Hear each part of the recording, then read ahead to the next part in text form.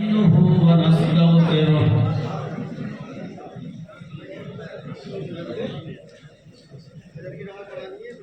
ونعوذ بالله من شرور أنفسنا ومن سيئات أعمالنا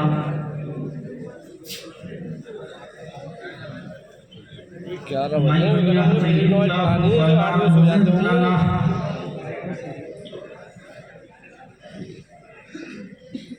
ومن يضلله فلا هادي له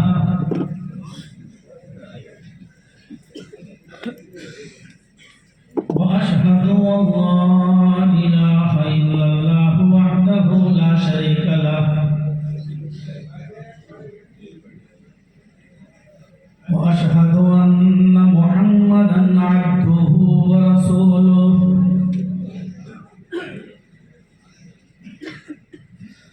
أما بعد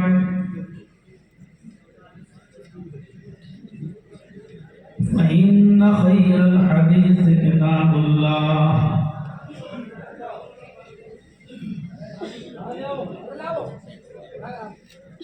وخير الهدي هدي محمد صلى الله عليه وسلم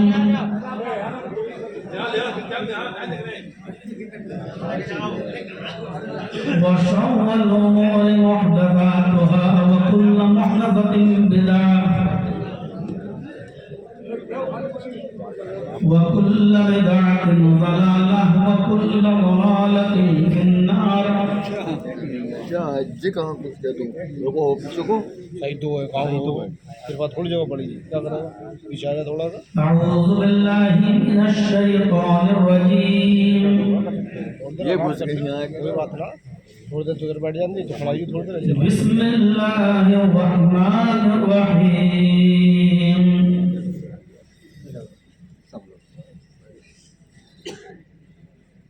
انما المؤمنون اخوة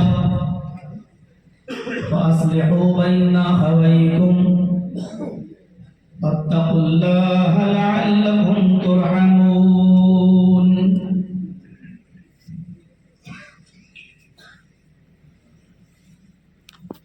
رب اشرح لي صدري ويسر لي امري واحلل عقدة من لساني يفقهوا قولي.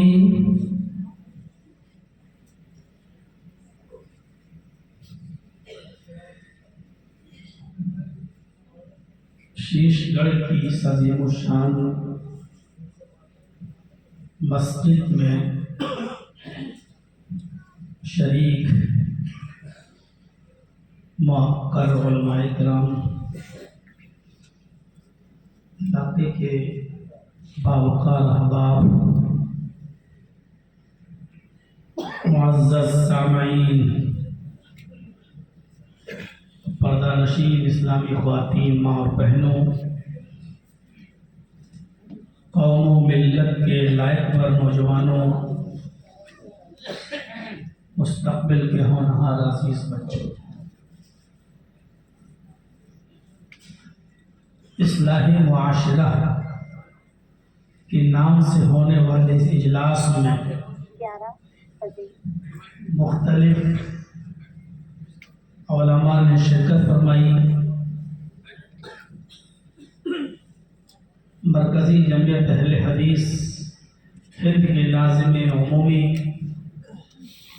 فضیلت الشیخ جناب ہارون سنابری حفظہ اللہ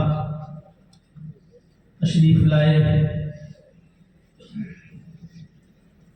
اور ایک مشہور داعی بین الاقوامی سطح پر جنہوں نے شہرت حاصل کی ہے اپنے دعوت و تبلیغ کے میدان میں، فضیلت الشیخ معراج ربانی حفظہ اللہ، اور آپ نے ابھی ان کی خطاب کو سنا.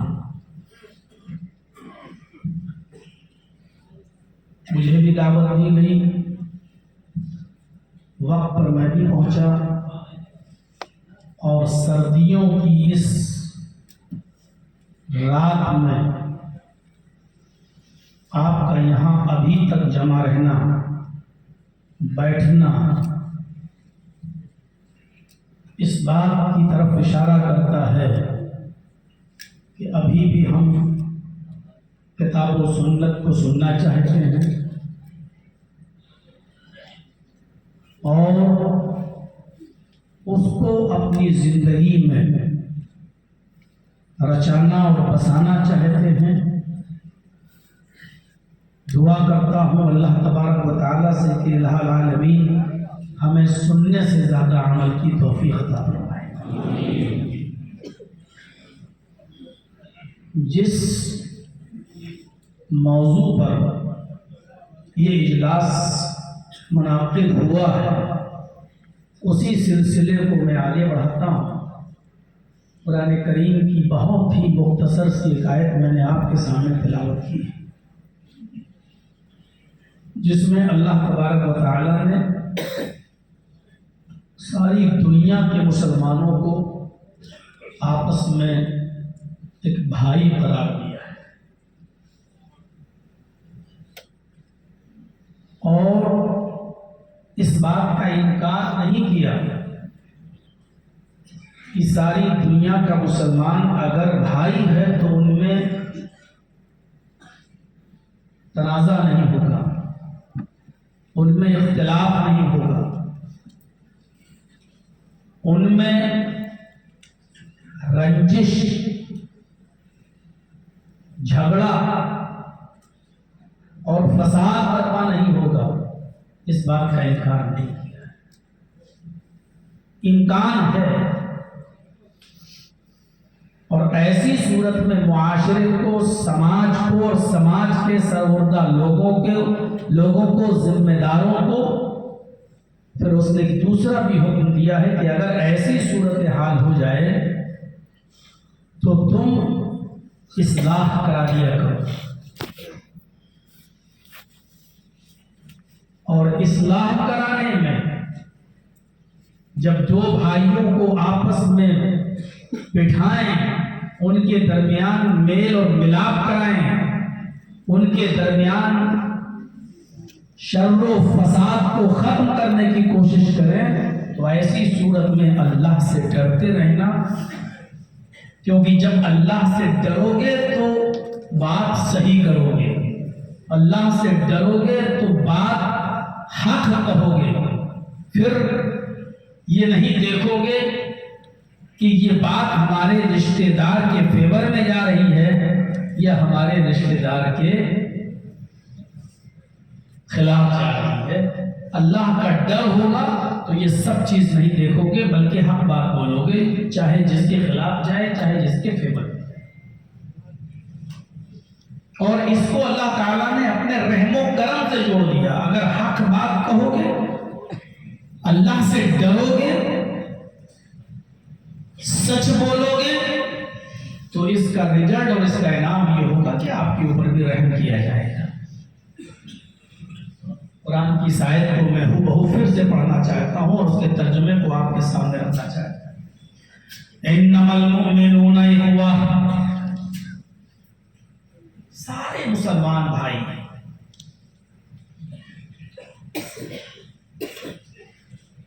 المؤمنون میں الف لام جنسیت کا، وہ کسی بھی طبقے کا ہو، کسی بھی ملک کا ہو، کسی بھی شہر کا ہو، کسی بھی بستی کا ہو، کسی بھی قریہ اور کنٹری کا ہو، جہاں کا بھی ہے اور وہ مومن ہے تو وہ آپ کا بھائی ہے۔ اس کے رنگ سے، نسل سے، امیری اور غریبی سے کوئی فرق نہیں پڑتا۔ اس کی زبان الگ ہو سکتی ہے، اس کا رنگ مختلف ہو سکتا ہے، اس کا قد و قامت الگ ہو سکتا ہے، لیکن وہ بھائی ہے۔ انما المؤمنون اخوہ، سارے بھائی، سارے مسلمان آپس میں بھائی ہیں۔ فَأَصْلِحُوا بَيْنَ أَخَوَيْكُمْ، اگر کبھی جھگڑا ہو جائے، تو میں ہو جائے، کسی بھی معاملے کو لے کر مسلمانوں کے بھائیوں کے درمیان آپس میں اختلاف ہو جائے، جھگڑا ہو جائے، बासरदा लोगों को, बावकार लोगों को, मुअज़्ज़ज़ लोगों को चाहिए फासलिहू बैना अखवैकुम कि तुम अपने भाइयों के दरमियान सुलह करा दिया करो, अपने भाइयों के दरमियान मेल मिलाप करा दिया करो, उनको अकेले मत छोड़ो। लड़ रहे हैं तो लड़ने दो, हमारे बाप का क्या जा रहा है, मर रहे हैं तो मरने दो, हमारे बाप का क्या जा रहा है। वत्तकुल्लाह, हर हाल में अल्लाह तबारक व तआला से डरते रहो। जब सुलह कराओ तो इसमें भी डर से काम लेना। कभी कभी ऐसा होता है कि हम समाज के मुअज़्ज़ज़ शख्स तो हैं, लेकिन मामला हमारे सामने आया है, फैसला हमें करना है, तो हम अब ये देखते हैं कि ये शख्स जब कभी इंतखाब होगा, इलेक्शन होगा, चुनाव होगा, प्रधानी का, एमएलए का, एमपी का, तो ये तो हमारा वोटर है, ये दूसरे पर, तो हम कभी कभी ऐसा करते हैं कि ऐसा फैसला करना चाहेंगे कि वो फैसला हमारे अपने के हक में, उसके फेवर में जाए और दूसरे के फेवर में ना जाए। तो यहाँ ये बात कही गई है, फत्तकुल्लाह, अल्लाह से डरो। खौफे खुदा होगा, अल्लाह का डर होगा तो तुम आदल की बात करोगे, अल्लाह का डर होगा तो तुम इंसाफ की बात करोगे, और नहीं होगा फासलिहू बैना अखवैकुम, अपने भाइयों के दरमियान सुलह करा दिया करो, इस्लाह करा दिया करो। हर हाल में अल्लाह से डरो, लअल्लकुम तुरहमून, ताकि तुम्हारे ऊपर रहम किया जाए। आपस में भाई थोड़ी सी देर में देख लीजिए कितनी उनसियत हो जाती है। फिर जिनके साथ हमारा उठना बैठना, लेटना, सोना, जागना, खाना पीना, कारोबार, लेन देन, मामलात सब है, तो फिर हमें अपने इन भाइयों के साथ कितनी उनसियत होनी चाहिए। कभी कभी हम लोग जब सफर करते हैं तो देख लीजिए थोड़ी सी देर में कितनी दोस्ती, कितनी उनसियत हो जाती है। दिल्ली से सफर किए, कलकत्ता जाना है, सामने वाली सीट पर भी चेहरे मोहरे से लगता है कोई मुसलमान बैठा है, गाड़ी थोड़ी और आगे बढ़ती है, आएक सड़क होने लगता है, थोड़ी गाड़ी और आगे बढ़ती है, एक दूसरे से नाम पूछा जाने लगता है, थोड़ी और गाड़ी आगे बढ़ी, आप कहां जा रहे हैं साहब? कलकत्ता। आप कहां जा रहे हैं साहब? मैं भी कलकत्ता। थोड़ी देर के बाद आप कहां जा रहे हैं साहब? फला मोहल्ले में। मैं भी उसी मोहल्ले में जा रहा हूं। इतनी सी देर की मुलाकात में हमें और आपको इतना ज्यादा गहरा दोस्त बना दिया एक दूसरे का। जब किसी स्टेशन पर गाड़ी रुकती है और हम पानी लेने के लिए उतरते हैं या कोई खाने पीने की चीज लेने के लिए उतरते हैं, तो सामने वाला शख्स मेरे सामान की हिफाजत कर रहा है, वो कभी किसी स्टेशन पर उतरता है तो मैं उसके सामान की देखरेख कर रहा हूं। रात में कभी मेरी आंख खुली, अपने सामान को चेक किया, अल्हम्दुलिल्लाह ठीक। सोते सोते हमने जब आंख खुली तो अपने सामान के साथ साथ उसके सामान को भी देख लिया कि मेरे भाई का भी सामान ठीक है या नहीं। उसकी आंख खुली तो वो भी अपने सामान के साथ साथ मेरे सामान को भी चेक कर लेता है, ठीक है। 20 घंटे की, 16 घंटे की, 24 घंटे की इस ट्रेन यात्रा, इस सफर के अंदर हमारी उनसियत इतनी हो जाती है उस शख्स से कि हमारा नंबर वो ले लेता है, उसका नंबर मैं ले लेता हूं, और फिर ये गुफ्तगू सफर खत्म होने के बाद भी होती रहती है। जब 22 घंटे 24 घंटे के सफर में हम और आप एक दूसरे के इतने हमदर्द हो जाते हैं, तो फिर जिस समाज में, जिस सोसाइटी में, जिस मोहल्ले में हम और आप रह रहे हैं, हमारा अपने मुसलमान भाइयों के साथ उठना बैठना, लेटना, सोना, जागना, खाना पीना किस हद तक मजबूत होना चाहिए। फिर हमें एक दूसरे की जान और एक दूसरे के माल की कितनी हिफाजत करनी चाहिए।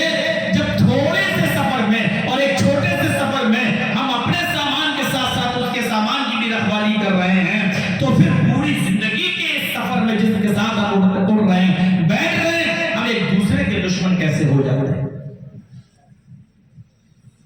फासलिहू बैना अखवैकुम पर गौर करो कि जब तनाज़ा हो जाए, इख्तिलाफ हो जाए, तो तुम आपस में सुलह करा दिया करो। इन लड़ने वालों को ज्यादा दिन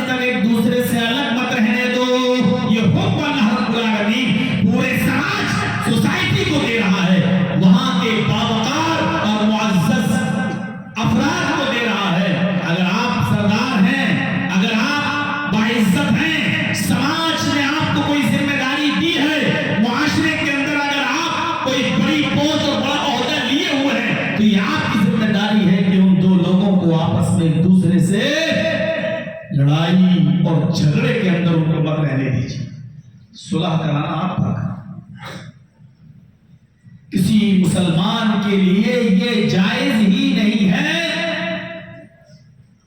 کہ وہ اپنے کسی مسلمان بھائی کو 3 دن سے زیادہ چھوڑے رکھے، گفتگو بند رکھے۔ 3 دن تک تو چلو غصہ ہے، گرمی ہے، ابھی نہیں تو دوسرے دن نہیں تو تیسرے دن، لیکن 3 دن کے بعد کسی مسلمان کے لیے جائز نہیں ہے کہ وہ اپنے بھائی کو 3 دن سے زیادہ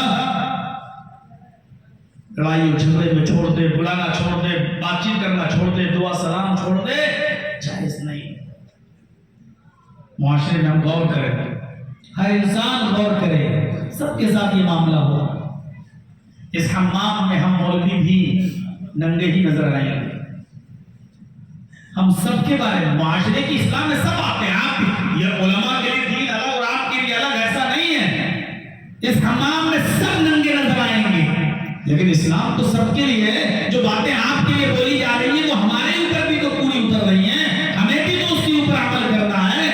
میرے بھائیوں، یہ جائز ہی نہیں ہے کوئی مسلمان کسی مسلمان بھائی کو، اپنے بھائی کو 3 دن سے فوق ثلاث کا لفظ آیا ہے، یحجرا اخاہ فوق ثلاث، کوئی مسلمان اپنے کسی دوسرے مسلمان بھائی کو 3 دن سے زیادہ چھوڑے۔ اور ایک بات یاد رکھیے گا، خونی رشتے سے زیادہ دینی رشتے کی پرواہ ہے اسلام میں۔ خونی رشتے کی اتنی اہمیت نہیں ہے جتنی دینی رشتے کی اہمیت۔ خونی رشتہ ہمارا سگا بھائی، ہم دونوں کا باپ ایک، ماں ایک، لیکن اس سے بھی زیادہ اوپر اٹھتا ہے دینی رشتہ، اسلامی رشتہ، جو خونی رشتے سے زیادہ اہمیت رکھتا ہے۔ اور اس کی جیتی جاتی مثال میں دے رہا ہوں آپ کو، حضرت عدی ابن عمیر رضی اللہ تعالی، حضرت عدی ابن عمیر کی اور ان کے بھائی حضرت مصعب ابن عمیر رضی اللہ تعالیٰ عنہ کی جنگ بدر ہوئی، جنگ بدر ہوئی۔ اس جنگ بدر کے اندر 14 مسلمان شہید ہوئے، لیکن 70 کافر مارے گئے اور 70 ہی کافروں کو قید کر لیا گیا۔ یہ سب جانتے ہیں۔ ان 70 کافروں کو جن کو قید کیا گیا تھا، ان میں حضرت مصعب ابن عمیر کے سگے بھائی عدی کو بھی گرفتار کیا۔ وہ کافروں کا ساتھ دے رہے تھے اور حضرت مصعب ابن عمیر محمد رسول اللہ کا ساتھ دے رہے تھے۔ عدی کو بھی گرفتار کر لیا گیا۔ جب عدی کو گرفتار کیا گیا تو نبی اکرم صلی اللہ علیہ وسلم نے صرف اتنا فرمایا کہ ان سارے قیدیوں کے پیروں میں بیڑیاں ڈال دو، اور یہ کام چند صحابہ کو سونپ دیا۔ تم اتنے قیدیوں کے پیروں میں بیڑیاں ڈالو گے، تم اتنے قیدیوں کے پیروں میں بیڑیاں ڈالو گے، تم اتنے کے، تم اتنے کے۔ ایک صحابی نے 5 6 قیدیوں کے پیروں میں بیڑیاں ڈالنا شروع کر دی، اور ان کے ساتھ ایک ہیلپر تھا جو ان کی مدد کیا کرتا تھا۔ عدی ابن عمیر کا جب نمبر آیا تو جو صحابی عدی ابن عمیر کے پیروں میں بیڑیاں ڈال رہے تھے، اس صحابی کے ہیلپر حضرت مصعب ابن عمیر تھے۔ مصعب ابن عمیر نے کہا، اس عدی کے پیروں میں ایسے بیڑیاں ڈالو، یہاں سے ٹائٹ کرو۔ یہ بیڑیاں توڑنے میں بہت ماہر ہے، اگر آپ نے یہاں سے بیڑیاں کس دی تو یہ یہاں سے توڑ لے گا۔ میں اس کی فطرت سے واقف ہوں، یہ بیڑیاں توڑنے میں بہت ماہر ہے، لہذا اس کی بیڑیوں کو اس پوزیشن میں لا کر ٹائٹ کر دو۔ جب علی نے دیکھا کہ یہ تو ایسے حساب سے ہم کو ٹائٹ کیا جا رہا ہے کہ اب تو کہیں بیڑیاں توڑنے کا موقع ہی نہیں ملے گا، بھاگنے کا کوئی راستہ ہی نہیں ہے، تو علی نے ڈانٹتے ہوئے کہا مصعب شرم نہیں آتی تمہیں؟ کیسے بھائی ہو تم؟ یہ دیکھنے کے لائق ہے۔ مصعب کیسا بھائی ہے تو؟ شرم نہیں آتی؟ اپنے سگے بھائی کے لیے اس کو مشورہ دے رہا ہے کہ ایسے ٹائٹ کرو، ویسے ٹائٹ کرو، ویسے ٹائٹ کرو۔ مصعب ابن عمیر نے جواب دیا خاموش۔ کیسا بھائی؟ کون بھائی؟ علی نے کہا اپنے باپ کے خون کو گالی دے رہے ہو؟ کیا تمہارا باپ عمیر نہیں ہے؟ مصعب نے کہا ہاں میرا باپ عمیر ہے۔ علی نے کہا میرا بھی باپ عمیر ہے۔ کیا عمیر کا خون تمہاری رگوں میں نہیں دوڑ رہا ہے؟ کہاں دوڑ رہا ہے؟ کہا میری رگوں میں بھی دوڑ رہا ہے۔ جب ہم دونوں کا باپ ایک ہے، ہم دونوں کا کہ خون میں اپنے باپ عمیر کا خون دوڑ رہا ہے، رگوں میں عمیر کا خون دوڑ رہا ہے، تو پھر تم کیسے کہہ رہے ہو کہ میں تمہارا بھائی نہیں؟ مصعب ابن عمیر نے جواب دیا دی یہ سچ ہے کہ ہم دونوں کی رگوں میں عمیر کا ایک ہی باپ کا خون دوڑ رہا ہے، یہ بھی سچ ہے کہ تم عمیر کے بیٹے ہو، یہ بھی سچ ہے کہ میں بھی عمیر کا بیٹا ہوں، لیکن ان تمام سچائیوں کے بعد ایک سب سے بڑی سچائی یہ ہے کہ تو میرا بھائی نہیں ہے۔ آیا علی جانتے ہو میرا بھائی کون ہے؟ علی نے کہا اگر میں تیرا بھائی نہیں ہوں تو پھر تیرا بھائی، تو پھر بتا کہ تیرا بھائی کون ہے؟ اس نے کہا میرا بھائی وہ ہے جو تیرے پیروں میں بیڑیاں ٹائٹ کر رہا ہے۔ آئے علی اس لیے وہ میرا بھائی ہے کیونکہ اس نے بھی جو کلمہ پڑھا ہے وہی کلمہ میں نے بھی پڑھا ہے، اشہد ان لا الہ الا اللہ و اشہد ان محمد عبدہ و رسولہ۔ یہ میرا کلمہ شریف بھائی ہے، اور کلمے کی بنیاد پر جو حیثیت، جو حق اس کا ہے وہ تیرا نہیں ہے، جو اہمیت اس رشتے کی ہے وہ تیری نہیں ہے۔ تو میرا دشمن ہے، تو محمد رسول اللہ کا دشمن ہے، تو اسلام کا دشمن ہے۔ اپنے سگے بھائی کے پیروں میں بیڑیاں ٹائٹ کروائی اور خونی رشتے کی پرواہ نہیں۔ اسلام کے لیے سماج پر غور کریں، ہم اپنی سوسائٹی پر نظر ڈالیں۔ آج تو سگا بھائی غلطی کر کے آیا ہے، لیکن پھر بھی ہم اس کو غلطی جانتے ہیں کہ کی ہے، لیکن ماننے کے لیے تیار نہیں ہو گئی۔ کیا ہوا؟ اس کے فیور میں ہم لڑنا شروع کر دیتے ہیں، اور اپنے سگے بھائی کے لیے باوجود اس کے کہ وہ حق پر نہیں ہے، میرے بھائیوں ہم دوسرے کو گالیاں دیتے ہیں، مارنے اور پیٹنے پر تیار ہو جاتے ہیں۔ قرآن یہ بات کہہ رہا ہے انما المؤمنون اخوہ، ساری دنیا کے مسلمان بھائی ہیں، فاصلحوا بین اخویکم، جب ان کے درمیان کوئی جھگڑا ہو جائے تو سماج کے سربراہ لوگوں کو چاہیے کہ ان کے درمیان اصلاح کرا دیں، ان کے درمیان صلح کرا دیں۔ واتقوا اللہ، اور ہر حال میں اللہ سے ڈرتے رہیں، واتقوا اللہ، ہر حال میں اللہ سے ڈرتے رہیں، اور یاد رکھیں اللہ سے اس لیے ڈرے تاکہ تمہارے اوپر رحم کیا جائے۔ جب تم اللہ سے ڈرو گے اور حق و انصاف کی بات کرو گے تو انشاءاللہ تمہارے اوپر بھی رحم کیا جائے گا۔ کل کوئی معاملے میں تمہارے اوپر کوئی مصیبت آئے گی تو تمہارے اوپر بھی اللہ کی طرف سے رحم کیا جائے گا۔ علی ابن عمیر اور مصعب ابن عمیر کے اس واقعے سے ہمیں اور آپ کو سوچنا چاہیے، اور ایک بھائی دوسرے بھائی کے لیے راستے ہم پار کریں۔ اسلام سے پہلے کیا پوزیشن تھی؟ قرآن نے اس دور کو یاد دلایا، وَاذْكُرُوا نِعْمَتَ اللَّهِ عَلَيْكُمْ إِذْ كُنْتُمْ أَعْدَاءً فَأَلَّفَ بَيْنَ قُلُوبِكُمْ فَأَصْبَحْتُمْ بِنِعْمَتِهِ إِخْوَانًا۔ اللہ کی اس نعمت کو یاد کرو، نعمت اللہ کی اس نعمت کو یاد کرو، إِذْ كُنْتُمْ أَعْدَاءً، کہ تم آپس میں ایک دوسرے کے دشمن تھے، تم آپس میں ایک دوسرے کے حریف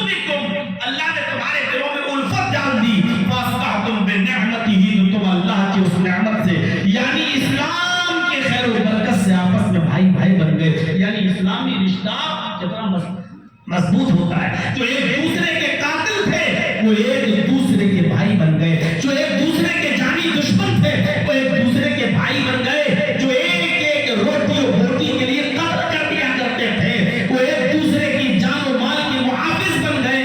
गालिबन वो जंगे यरमूक का वो वाक़या उठाइए जहां 3 लोग जख्मी पड़े हुए हैं और कोई सहाबी है जख्मियों को पानी पिलाने की ड्यूटी पर लगा हुआ है। उसने किसी के कराहने की आवाज सुनी तो पानी का प्याला लेकर उसके करीब गया, देखा कोई कराह रहा है, उसको उठाया, अपने रान पर उसके को टेका, अपने सीने से उसके सर को रखा, पानी का प्याला उसके होठों पे लगाया। वो पानी का शदीद हाजतमंद था, पानी के लिए शदीद प्यासा था, लेकिन इसके बावजूद पानी अभी तक उसके होठों तक गया। अभी उसके हलक में पानी का कोई लुकमा भी नहीं पहुंचा कि इतने में दूसरे किसी जख्मी की आवाज आती है, मैं भी प्यासा हूं, अगर पानी कुछ बच जाए तो मुझे भी दे देना, पानी के चंद कतरे मेरे हलक में भी डाल देना। इस आदमी ने जो पानी पीने ही वाला था अपना प्याला हटा दिया, छोड़ दिया और पिलाने वाले से कहा कि मेरा भाई मुझसे भी ज्यादा प्यासा लग रहा है, मेरे भाई की प्यास मुझसे भी ज्यादा शदीद है, जाओ पहले तुम उसको पानी पिलाओ।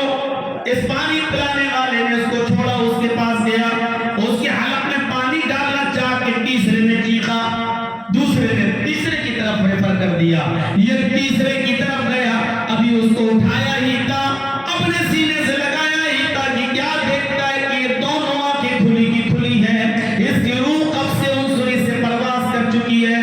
इसने टटोल के देखा तो पता चला कि ये तो जाफरी के सुपुर्द कर चुका है।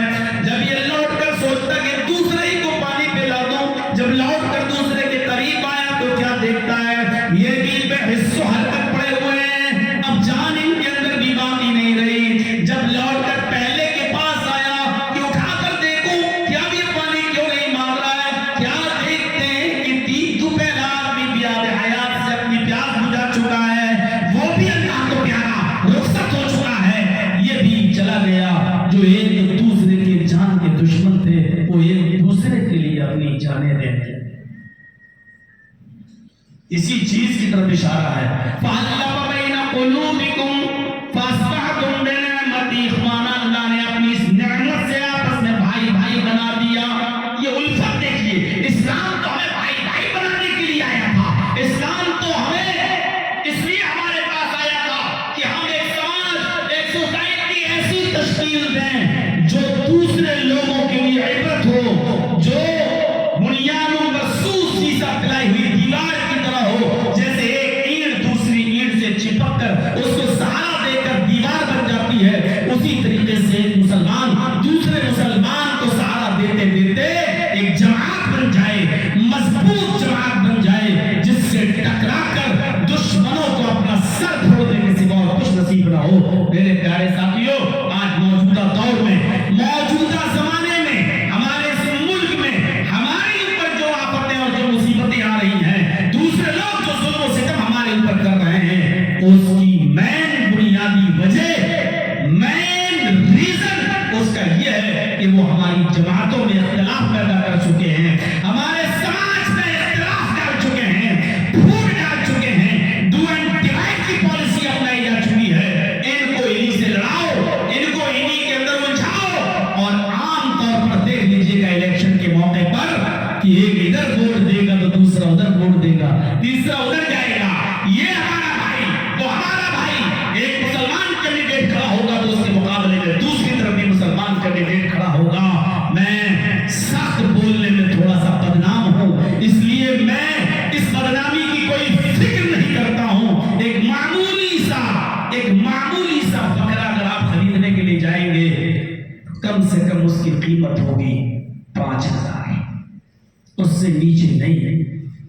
एक मामूली किस्म की गाय या भैंस खरीदने के लिए जाएंगे तो उसकी कीमत भी कम से कम होगी 10,000, मामूली किस्म की।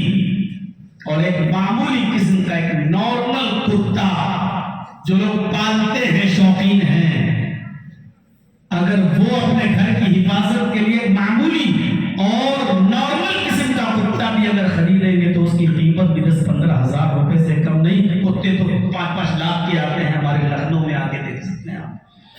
نارمل قسم کے کتے کی قیمت بھی 5-10-15 ہزار روپے سے کم کی نہیں.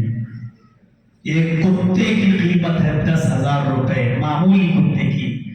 اور ہمارے ووٹ کی قیمت, ہمارے ضمیر کی قیمت ہے ماتر 1,000 روپیہ.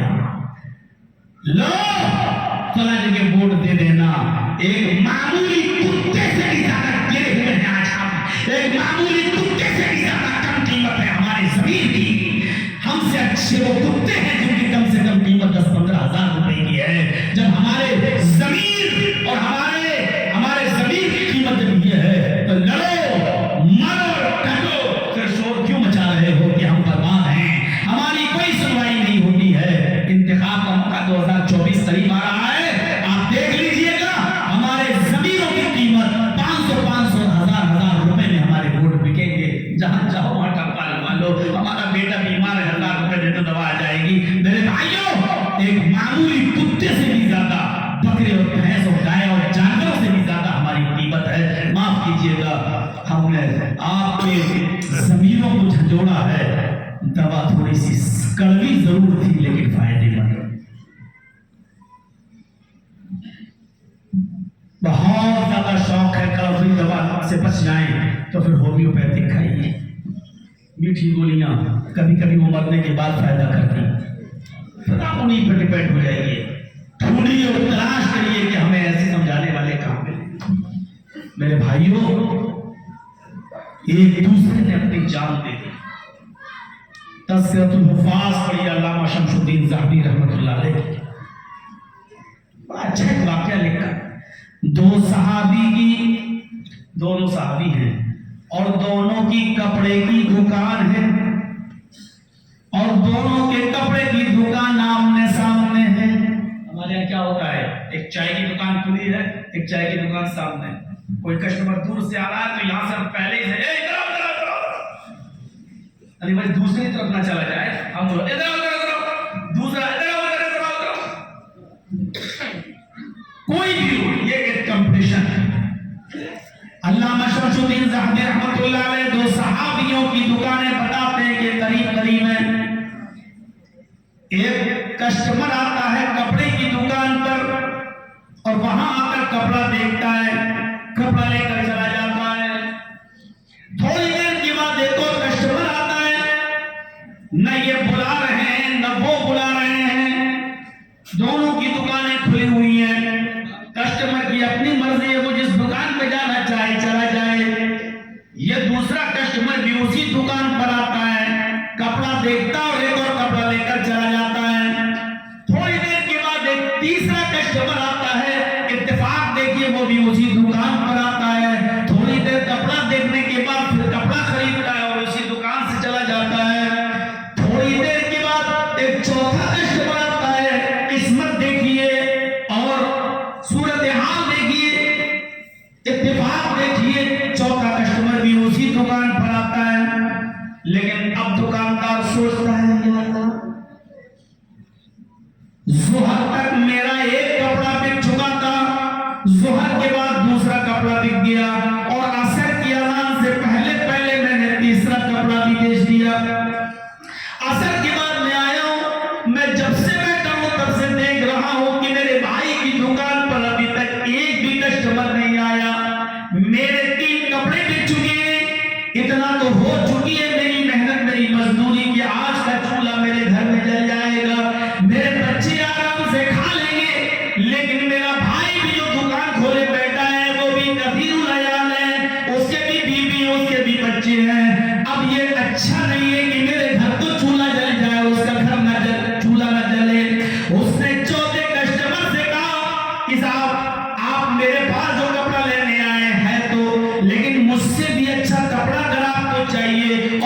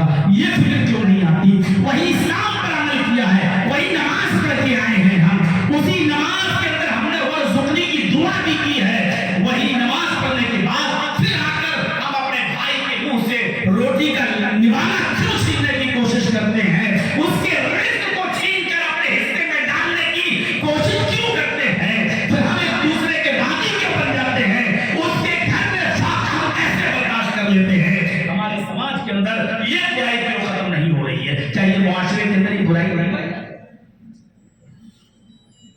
کیسے؟ جبکہ حال یہ ہے اور سچ یہ ہے آج کے دور میں کہ ہم کو اپنی پریشانی سے اتنی پریشانی نہیں ہے، ہم اپنی تکلیف سے اتنے تکلیف میں نہیں ہیں جتنے آپ کے سکھ اور آپ کے آرام سے ہم کو تکلیف ہو رہی ہے۔ یہ سب سے بڑا المیہ ہے۔ ہمیں اپنی پریشانی کی اتنی فکر نہیں، بس اتنا سا گھر میں پہنچ جائیں اور پڑوسی کے گھر کے کوکر کی سیٹی بج جائے اور وہاں کے پکنے والے کھانے کی خوشبو ہماری ناک تک پہنچ جائے تو سوچنے لگتے ہیں کہ ارے ٹھیک ہے، میں تو یہ بریانی کیسے پکا رہا ہے، اس کے گھر میں آج بکرے کا اور مرغے کا میٹ کیسے بن رہا ہے، گوشت کیسے بن رہا ہے، آج ہم کو یہ دقت ہو رہی ہے۔ ہم اپنی پریشانی سے اتنا پریشان نہیں جتنا دوسرے کے سکھ سے پریشان ہیں، اسی لیے چاہتے ہیں کہ سب کچھ ہمارے پاس آ جائے۔ یہ صفت کہ میرے بھائی کو کچھ نہ ملے، سب کچھ میرے پاس آ جائے، یہ صفت کس کی ہے؟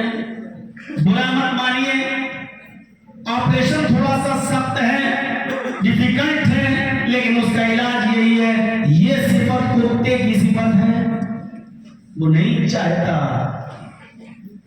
کہ ہم کسی دوسرے کو بھی کھا لیں۔ آپ کے شیش گڑھ میں ایک مرا ہوا بیل پڑا ہوا ہے، مثال میں شیش گڑھ سے دے رہا ہوں، آپ کے شیش گڑھ میں ایک مرا ہوا بیل پڑا ہوا ہے، ایک کتا اس کو نوچ نوچ کے کھا رہا ہے،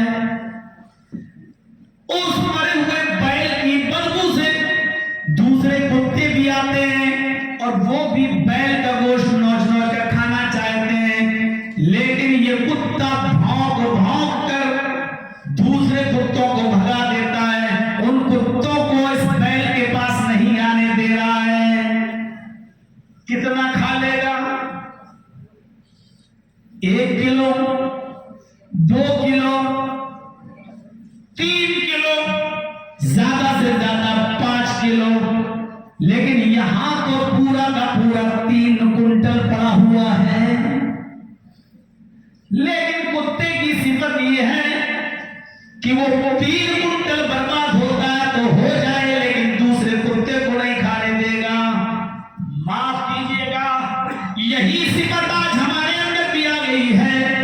کوئی چیز برباد ہو رہی ہے تو ہو جانے دو، لیکن میں اپنے بھائی کے حصے میں نہیں آنے دوں گا، میں اس کو اپنے سے آگے نہیں بڑھنے دوں گا۔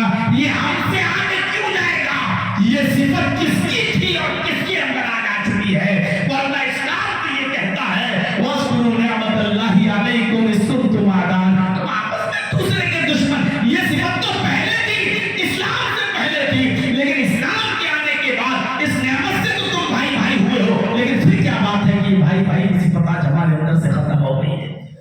منہ دیکھی بڑی محبت، جیسے ہی ملیں گے منافقت میں آئیے گلے، اور اس کے بعد تھوڑا سا بے رخی سے بات، ارے مولانا صاحب ایسے کیسے لوگ ہیں؟ ایسے لوگوں نے مجھ سے کہا مولانا صاحب آپ جب اندر چلے گئے میں نے آپ کے لیے بڑی دعائیں کی، جبکہ وہ سلام بھی تب کر رہے ہیں جب مجھے نکلے ہوئے 8 مہینے ہو گئے ہیں، جب مجھ سے ملاقات ہوتی ہے تب کہتے ہیں، جنہوں نے ایک فون تک نہیں کر کے پوچھا ٹھیک ہے، آج تو آپ کا سامنے ہو جائے تو منافقت دیکھی گئی۔ بہت دعائیں کی آپ کے لیے۔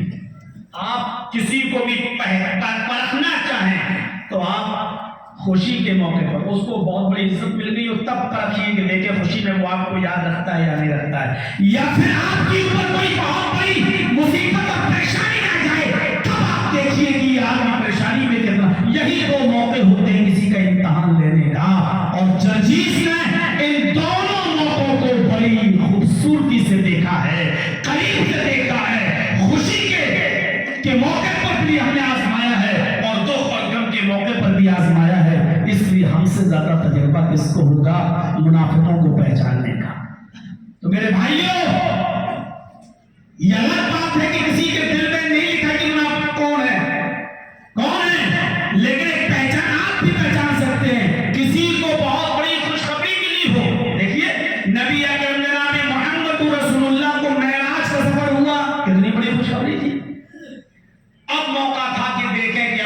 کو کتنا یاد رکھتے ہیں. تو جب معراج ہوئی گئے پہلا آسمان دوسرا تیسرا چوتھا پانچواں چھٹا ساتواں آسمان پر جہاں سدرۃ المنتہا ہے وہاں تک پہنچے. جبرائیل علیہ السلام نے کہا بس یہیں تک میرا مقام ہے, اس سے آگے ہم آگے نہیں بڑھ سکتے, اس سے آگے ہم نہیں جا سکتے. فرمایا کیا بات ہے, کیا مجھے آپ نے بے بس پایا ہے, کیا میں نے حق رفاقت میں کمی کی ہے, کیا آپ نے میرے ساتھ اتنا لمبا سفر کیا تو آپ نے مجھے سفر کے لائق نہیں سمجھا. فرمایا اللہ کے نبی ایسی بات نہیں ہے, لیکن میرا مقام یہیں تک ہے, اگر اس سے 1 انچ بھی قدم آگے بڑھا دیا تو اللہ کی تجلی سے ہم جل کر راکھ ہو جائیں گے. میرا مقام یہیں تک ہے, اللہ تعالیٰ نے مجھے سے آگے جانے کی اجازت نہیں دی, اس سے آگے کا سفر آپ کو کرنا ہے.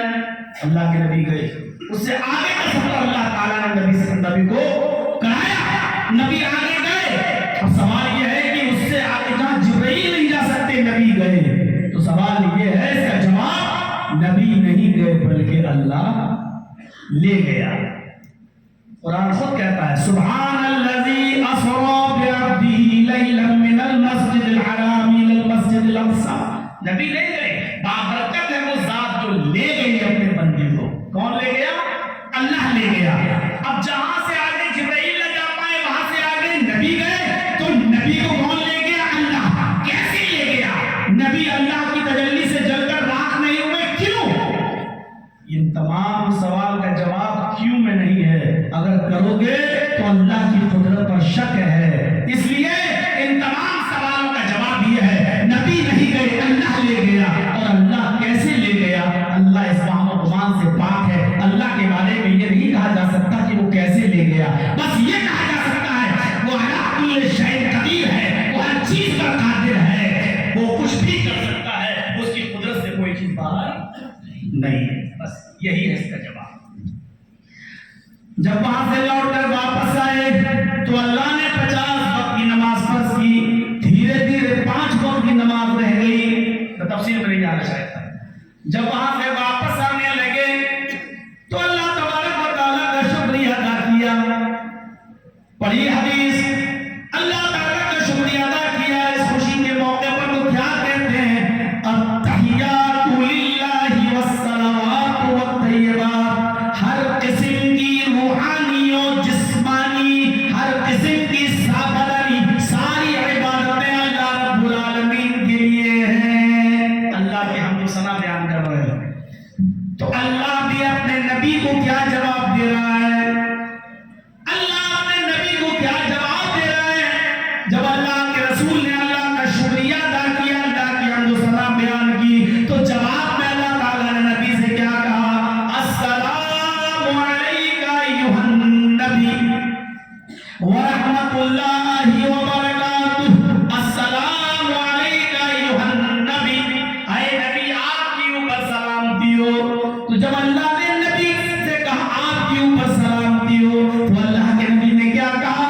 اے اللہ نہیں, صرف میرے اوپر نہیں, اے اللہ نہیں, صرف میرے اوپر نہیں, السلام علینا, تیری سلامتی ہمارے اوپر بھی ہو, وعلی عباد اللہ الصالحین, اور تیرے نیک اور صالح بندوں کے اوپر بھی ہو. یعنی تیرے بندے میرے امتی جو نماز پڑھیں گے, جو ہم پر ایمان لائیں گے, تجھ پر ایمان لائیں گے, یہ تیری سلامتی مجھ پر بھی ہو اور ان پر بھی. ایسے خوشی کے موقع پر بھی اللہ تعالیٰ کے, اللہ کے رسول اپنے امت کو نہیں بھولے. تو خوشی میں بھی جو اپنوں کو نہ چھوڑے, اور غم تو اتنا بڑا غم, اللہ کے نبی فرماتے ہیں قیامت کا دن ہوگا, سارے لوگ پریشان ہوں گے, لوگ پسینے میں ڈوبے ہوں گے, جاسوس تپش کا عالم ہوگا, سورج سوانے سے 1 میل کے فاصلے پر ہوگا. ایسے گھڑی میں بھی جب سب لوگ غم میں ہوں گے, اپنے اپنی پڑی ہوگی, کوئی کسی کا پرسان حال نہیں ہوگا, باپ بیٹے کو نہیں دیکھ رہا ہوگا, بیٹا باپ کو نہیں, ماں بیٹی کو نہیں, بیٹی ماں کو نہیں, بھائی بہن کو نہیں, بہن بھائی کو نہیں. یوم یفر المرء من اخیہ وامہ وابیہ وصاحبتہ وبنیہ. میرے بھائیوں, قرآن کہتا ہے اس دن انسان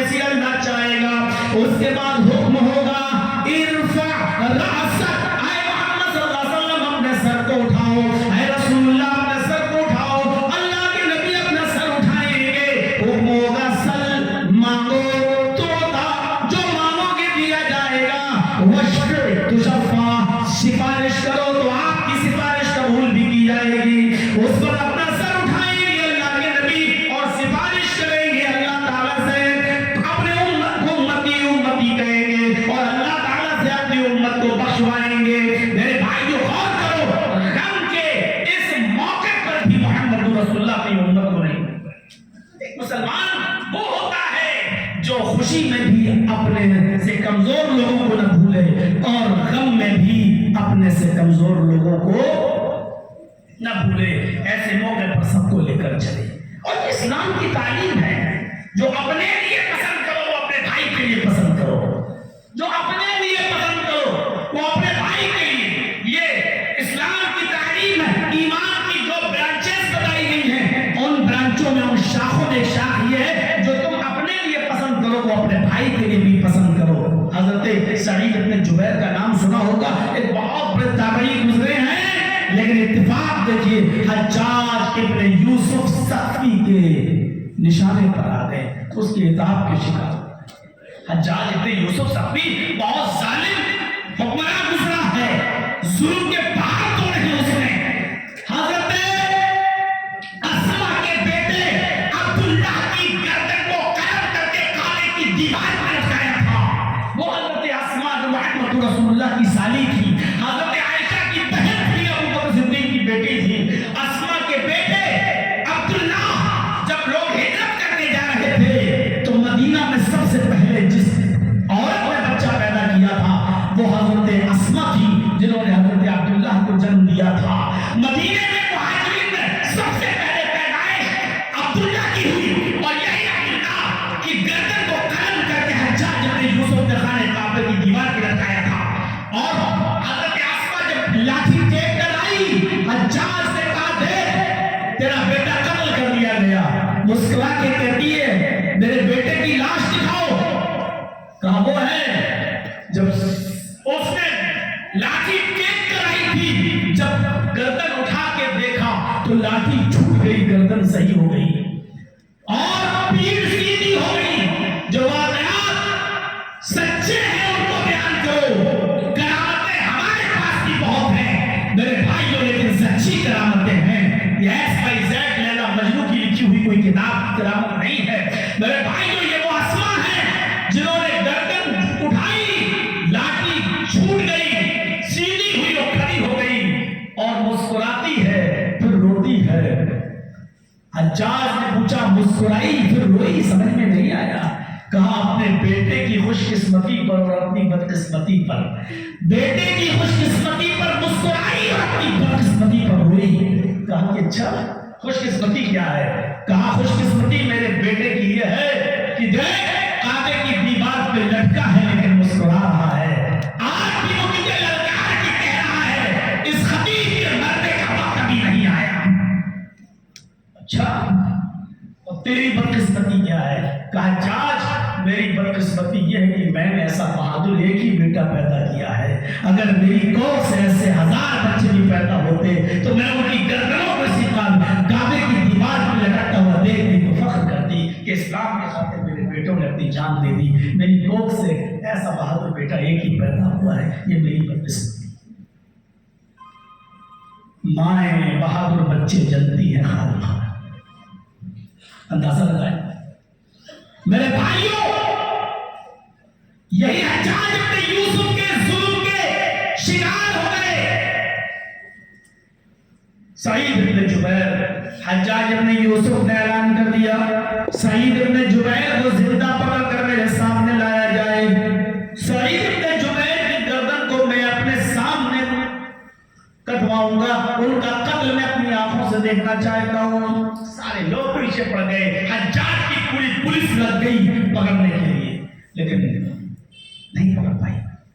آخرکار ایک گھر میں کہیں تھے اور جاسوسی کر دی پولیس والوں کو کسی نے، اور اپنوں ہی نے کی، اور پولیس نے جب چھاپا مارا تو اس رات میں حجاج بن یوسف کے پولیس والوں نے ان کو پکڑ لیا۔ دو سپاہی جب پکڑ لیا تو اتنی مضبوطی کے ساتھ ان کو پکڑا، اور پکڑتے ہی ہاتھ پیر باندھ دیے کہ بھاگ نہ جائیں، اور پھر ان کو حجاج کے سامنے لایا جائے۔ لیکن اتنی دور کا راستہ ہے کہ گھوڑے پر بیٹھ کر، اونٹ پر بیٹھ کر بھی اگر سفر کیا جائے تو کم سے کم 1 ہفتے کا وقت لگے گا۔ 2 दिन 3 दिन गुजर गए सफर करते हुए। इन दोनों पुलिस वालों को सईद इब्न जुबैर के ऊपर रहम आ गया। इनकी नमाजें देखकर, इनकी इबादतें देखकर, इनकी दीनदारी देखकर, इनका अखलाक देखकर, इनका किरदार देखकर उन दोनों पुलिस वालों ने आपस में, उन दोनों सिपाहियों ने आपस में गुफ्तगू की कि देखो ये बेचारा नेक आदमी है, दीनदार आदमी है, और हम जानते हैं कि ये मुजरिम भी नहीं है, फिर भी इसको हम हज्जाज के सामने ले जा रहे हैं, हज्जाज इनको कत्ल कर देगा। उन दोनों सिपाहियों ने आपस में सलाह की कि हम लोग कम से कम इस दीनदार आदमी को छोड़ देते हैं। हज्जाज को मालूम थोड़ी है कि हमने इसको गिरफ्तार किया है, इसको छोड़ देते हैं और इसको भागने का रास्ता भी बता देते हैं, और ये भी बता देते हैं कि ऐसे ऐसे रास्ते से जाओगे तो इस हज्जाज की सल्तनत को, इसकी हुकूमत को छोड़कर तुम दूसरे मुल्क में दाखिल हो सकते हो। आपस में सलाह हुई और दोनों तैयार हो गए सिपाही। उन्होंने सईद इब्न जुबैर से कहा कि जाओ, मैं तुम्हें छोड़ रहा हूं। तुम्हारे अखलाक ने, तुम्हारी इबादत ने, तुम्हारे नमाज और रोज़ों ने मुझे मुतासिर कर दिया है। हम नहीं चाहते कि तुम हज्जाज के हाथों मारे जाओ। सईद इब्न जुबैर ने उनका शुक्रिया अदा किया और फरमाया अल्लाह तुम्हें इसका बदल जन्नत में अता फरमाएगा। तुमने हमारे बच्चों पर रहम किया, तुमने हमारी बीवी पर रहम किया, मुझे छोड़ दिया, अल्लाह तुम्हारे साथ खैर का मामला फरमाएगा। जब इनको छोड़ा सईद इब्न जुबैर को, तो ये अभी 1 मील या 2 मील दूर गए होंगे। रात का वक्त था, भागने का पूरा मौका था, लेकिन 1 मील या 2 मील दूर गए होंगे कि ये लौट कर दोबारा आते हैं और इन दोनों सिपाहियों के पास आकर खड़े हो जाते हैं और कहते हैं आए सिपाहियों, ये तुमने अच्छा नहीं किया मुझे छोड़कर, और मैं नहीं चाहता हूं कि मुझे छोड़ा जाए। मैं अपने आप को आत्मसमर्पण करने के लिए तुम्हारे पास आया हूं, मैंने सरेंडर किया है, अब तुम मुझे ले चलो हज्जाज के पास, मैं तुम्हारे साथ हज्जाज के सामने जाना चाहता हूं। अरे पागल हो गए क्या, मैंने तुम्हें छोड़ दिया है? कहा नहीं, मैं पागल नहीं हुआ, मुझे होश आया है। कहा नहीं, हज्जाज तुम्हें कत्ल कर देगा। कहा मुझे मालूम है अपना अंजाम, यकीनन वो मुझे कत्ल करेगा, लेकिन मुझे कत्ल होना पसंद है, तो मुझे लेकर चलो। उन सिपाहियों ने कहा आखिर मैंने तुम्हें छोड़ दिया फिर? कहा मैंने, तुमने मुझे भले ही छोड़ दिया, लेकिन आगे जाने के बाद मुझे ख्याल आया कि जिस जासूस ने जासूसी करके मुझे पकड़वाया है, उसको तो मालूम ही है कि तुम दोनों ने मुझे रंगे हाथ पकड़ लिया है। उसको तो पता है अगर तुम हज्जाज के सामने जाओगे और ये कहोगे कि मुझे मिले ही नहीं सईद, तो वो जासूस उनको खबर कर देगा, और जब यह हकीकत उनके सामने आएगी कि तुमने पकड़ने के बाद मुझे छोड़ दिया, तो हज्जाज तुम दोनों को कत्ल कर देगा। वो बहुत बड़ा जालिम है, और ये कहां का इंसाफ है कि मैं अपनी जान बचाने के लिए तुम दोनों की जिंदगी को खतरे में डालूं। जब मुझे अपने लिए बात पसंद नहीं, तो तुम्हारे लिए बात कैसे पसंद करूं? अल्लाह के नबी ने फरमाया ये ईमान का एक हिस्सा है, जो अपने लिए पसंद करो वो अपने भाई के लिए पसंद करो। तो मैं अपने लिए जो पसंद कर रहा हूं वो ये है कि जो मैं अपने लिए, अपनी जान मुझे प्यारी है, तो तुम्हारी जान भी मुझे प्यारी होनी चाहिए। और ये तरीका सही नहीं है कि मैं अपने आप को बचा लूं, तुम दोनों की जान को खतरे में डालूं। लेके चलो। उन्होंने कहा कि नहीं तुम जाओ, नहीं पता चलेगा। कहा नहीं, अगर पता चला तो तुम दोनों की जान जाएगी और मैं कातिल बन जाऊंगा। नहीं, तुम चलो लेकर। सईद इब्न जुबैर माने नहीं, और उन दोनों सिपाहियों ने उनको हज्जाज इब्न यूसुफ के सामने पेश कर दिया। हज्जाज इब्न यूसुफ ने उन दोनों सिपाहियों को इनाम से नवाजा, और सईद इब्न जुबैर से आखिरी ख्वाहिश, सईद इब्न जुबैर ने वही जो तमाम लोग करते आए हैं, 2 रकात नमाज पढ़ने की। उन्होंने गुस्ल किया, 2 रकात नमाज पढ़ी, पूरी चमड़ा बिछा दिया गया, पीछे से हाथ बांध दिए गए और एक जल्लाद को तैनात कर दिया गया। हज्जाज इब्न यूसुफ सईद इब्न जुबैर के सामने खड़ा हो गया। जल्लाद को हुक्म दिया कि अब एक ही बार में इसकी गर्दन तन से जुदा कर दो। उन जल्लादों ने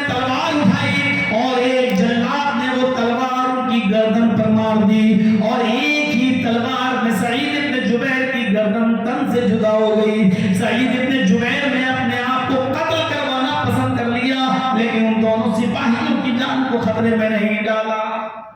میں بچ جاؤں اور یہ بچ جائیں, میں بچ جاؤں اور یہ دونوں قتل ہو جائیں. یہ میرے پیارے ساتھیوں آپ اندازہ لگا سکتے ہیں. اب یہاں سے اندازہ لگاؤ کہ اسلام کیا ہے, یہاں سے سوچو کہ بھائی چارہ کیا ہے. انہوں نے چھوٹ جانے کے باوجود بھی نہیں کہا کہ ان دونوں سپاہیوں کی جان خطرے میں ڈالیں. ہم اور آپ اپنے سماج اور سوسائٹی پہ غور کر کے دیکھیں, اندازہ لگائیں کیا یہ ایمان کا ثبوت دیتے ہیں؟ ایسا بھائی چارہ ہمارے اندر پایا جاتا ہے؟ انما المؤمنون اخوہ, سارے مومن بھائی ہیں, سارے مسلمان بھائی ہیں. کیا بھائی بھائی ہونے کا ثبوت دیتے ہیں؟ نہیں دیتے ہیں. اس بھائی چارے میں جو چیزیں رکاوٹ بن کر آتی ہیں وہ چیزیں کیا ہیں؟ وہ چیزیں کیا ہیں؟ بدگمانی. وہ چیزیں کیا ہے؟ تجسس. وہ چیزیں کیا ہے؟ غیبت. وہ چیزیں کیا ہے؟ حسد, کینہ, بغض, اناد, دشمنی. اس لیے قرآن پڑھیے, قرآن نے جب بھائی چارے کا حکم دیا ہے تو بھائی چارے میں جو چیزیں رکاوٹ بنتی ہے ان چیزوں کی بھی ایک لسٹ اور ایک فہرست تیار کر دی ہے. یا ایھا الذین آمنوا اجتنبوا, یا ایھا الذین آمنوا اجتنبوا کثیرا من الظن ان بعض الظن اثم ولا تجسسوا ولا یغتب بعضکم بعضا. یہ چیزیں رکاوٹ بنتی ہیں. پہلی چیز, اے ایمان والو, اے مسلمانوں, اجتنبوا کثیرا من الظن, بہت زیادہ بدگمانی سے بچو. بدگمانی, کسی کے بارے میں برا گمان کرنا. مثلا کوئی اکیلا لڑکا کہیں بات کر رہا ہے, ترلے پہ بیٹھ کر گفتگو کر رہا ہے, ہماری نظر پڑی, سمجھ گئے, بولنے کی ضرورت نہیں. آپ اس لڑکے کو اکیلے جو گفتگو کرتے ہوئے دیکھ رہے ہیں, آپ کے ذہن میں جا رہا ہے کہ کر رہا ہے پرسنل بات, اپنی کسی لڑکی سے بات کر رہی ہے, لیکن یہ بھی ہو سکتا ہے کہ وہ بیچارہ اپنی ماں سے بات کر رہا ہو, اپنے باپ سے بات کر رہا ہو. آپ کے دماغ میں یہی کیوں آیا؟ ایک جوان لڑکی موبائل کان میں لگا کر, بلوٹوتھ کان میں لگا کر اکیلی بات کرتے ہوئے جا رہی ہے. آپ کے ذہن میں یہی خیال کیوں آتا ہے؟ یہ اپنے بوائے فرینڈ سے بات کرتی ہوئی جا رہی ہے. آپ کے ذہن میں یہ خیال کیوں نہیں آتا کہ اس کی ماں ہاسپٹل میں ایڈمٹ بھی ہو سکتی ہے, یہ اپنے بھائی سے بات کرتی ہوئی جا رہی ہوگی, یا یہ اپنے کسی رشتے دار سے اپنی ماں کی خیر خبر لے رہی ہوگی, یا اس کا کوئی رشتے دار بیمار ہوگا اس کے لیے بات کر رہی ہوگی. یہ خیال کیوں نہیں آتا؟ الٹا ہی خیال کیوں آتا ہے؟ وہی خیال کیوں آتا ہے؟ نکاراتمک وچار کیوں آتے ہیں؟ وہی نیگیٹو خیالات کیوں آتے ہیں ہمارے دماغ میں کہ یہ کسی سے بات کرتی ہوئی جا رہی ہوگی. ٹھیک ہے, یہ ہو سکتا ہے کر رہی ہو, لیکن یہ بھی ہو سکتا ہے کہ نہ کر رہی ہو. کوئی ضروری نہیں ہے کہ ہم اور آپ جو سوچیں وہ صحیح ہو. کبھی کبھی ایسا بھی ہوتا ہے ہم اور آپ دونوں الگ الگ سوچ رہے ہیں لیکن وہ بھی صحیح نہیں ہے. مثلا میں ایک ڈاکٹر ہوں, ہمارے سامنے شیخ بیٹھے ہیں, یہ بھی ایک ڈاکٹر ہے. ایک مثال دے رہا ہوں, اور سامنے سے کوئی آدمی لڑاتے ہوئے چلا آ رہا ہے. میری نظر اس لڑاتے ہوئے آدمی پر پڑی. میں نے کہا ان سے, ڈاکٹر ہیں یہ, آپ کا کیا خیال ہے؟ میرا تو تجربہ کہتا ہے کہ اس آدمی کی ریڑھ کی ہڈی میں درد ہے.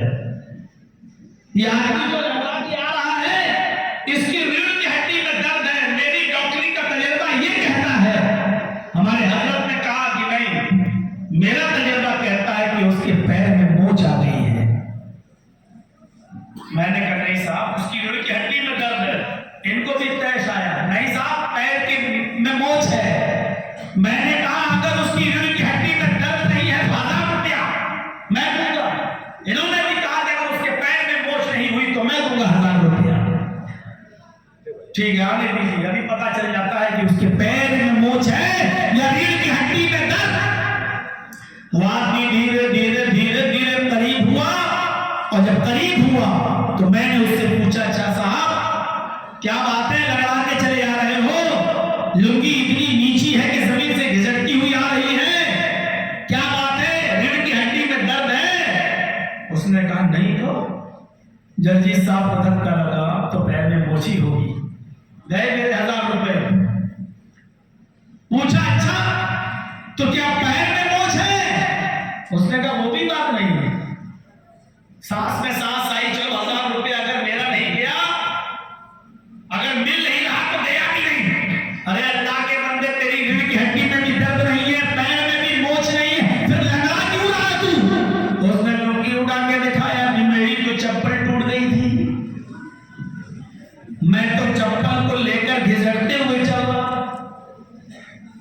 جرجیت صاحب کا گمان کہہ رہا ہے کہ ریڑھ کی ہڈی میں درد، ہمارے حضرت کا گمان کہہ رہا تھا پیر میں موچ، لیکن دیکھ لیجئے دونوں کی باتیں غلط، دونوں کے گمان غلط۔ قرآن کہتا ہے یا ایھا الذین آمنوا اجتنبوا کثیرا من الظن ان بعض الظن اثم۔ مسلمانوں بہت زیادہ بدگمانی کرنے سے بچو، بہت زیادہ دوسروں کے بارے میں برا گمان رکھنے سے بچو۔ ان بعض الظن اثم، واقعی بعض بدگمانیاں انسان کو گناہگار بنا دیتی ہیں، بعض بدگمانیاں انسان کو گناہگار بنا دیتی ہیں۔ جرجیت صاحب کی دشمنی آپ نے اپنے دل میں رکھ لی، میری آپ کی دشمنی میرے دل میں بیٹھ گئی ہے، اب آپ ہماری کوئی چیز برداشت نہیں کر سکتے، میں آپ کی کسی حرکت کو برداشت نہیں کر سکتا، لیکن بدگمانی ایسی کہ میں اپنے گھر کی چھت پہ کھڑا ہوں اور آپ مسجد سے نماز پڑھ کے نکل رہے ہیں، ہم آپ کے دشمن ہیں، آپ میرے دشمن ہیں، آپ مسجد سے نماز پڑھ کے نکلے اور نکل کر چپل پہن کے آ رہے ہیں اور آپ ابھی سبحان اللہ الحمدللہ اپنے منہ میں پڑھ رہے ہیں، زبان پہ ورد جاری ہے سبحان اللہ الحمدللہ۔ اچانک جرجیت صاحب نے دیکھا ارے اس کے ہونٹ ہل رہے ہیں، یہ کمینہ مجھے گالی دے رہا ہے، اس کے ہونٹ ہل رہے ہیں، بھلے ہی وہ سبحان اللہ پڑھ رہا ہو، بھلے ہی وہ الحمدللہ پڑھ رہا ہو، بھلے ہی وہ اللہ اکبر پڑھ رہا ہو، لیکن چونکہ میری مخالفت ہے آپ سے، میری عداوت ہے آپ سے، آپ کو میں نے ہونٹ ہلاتے ہوئے دیکھا تو الٹا سیدھی گالی دینا شروع کر دی، کمینہ تیرا باپ مرے، تیری اماں مرے، تیرا خاندان مجھے گالی دے رہا ہے، مجھے الٹا سیدھا بول رہا ہے۔ اتر آئے جرجیت صاحب نیچے، پکڑ لیا غریبان، لوگ آگے بیچ بچا کیا کہ کمینہ مجھے گالی دے رہا تھا۔ اب وہ کہہ رہا صاحب تم نے سنی اپنے کانوں سے؟ میں تو مسجد سے نکلا، میں تو سبحان اللہ الحمدللہ پڑھ رہا، اب گاؤں والے کیا فیصلہ کریں گے میرے بھائیوں بتاؤ؟ وہ میں کہہ رہا ہوں گالی دے رہا ہے، وہ کہہ رہا ہے نہیں دے رہا ہے، اور بعد میں پتہ تب چلتا ہے جب وہ کہے چل مسجد میں قرآن اٹھا کے قسم کھانے کو تیار ہوں کہ میں گالی نہیں دے رہا تھا، تب جا کے پتہ چلتا ہے کہ ہم نے بدگمانی جو کی ہے وہ غلط کی۔ میرے بھائیوں قرآن کہتا ہے یا ایھا الذین آمنوا اجتنبوا کثیرا من الظن، ایک دوسرے کے بارے میں بدگمانی مت کیا کرو، زیادہ بدگمانی کرنے سے بچو، ان بعض الظن اثم، بعض بدگمانیاں انسان کو گناہگار بنا دیتی ہیں۔ امام اوزاعی رحمۃ اللہ علیہ کا واقعہ آپ نے نہیں سنا ہوگا، امام اوزاعی رحمۃ اللہ علیہ ایک دن اپنے گھر میں صبح فجر کی نماز کے بعد سورج نکلنے کے بعد قرآن کی تلاوت میں مصروف تھے،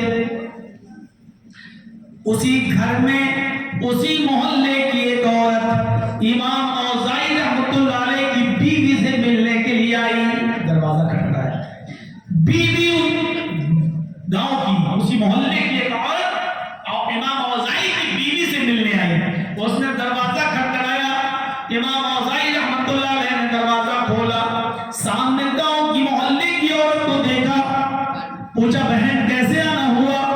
اس نے کہا آپ کی بیوی سے ملنا ہے۔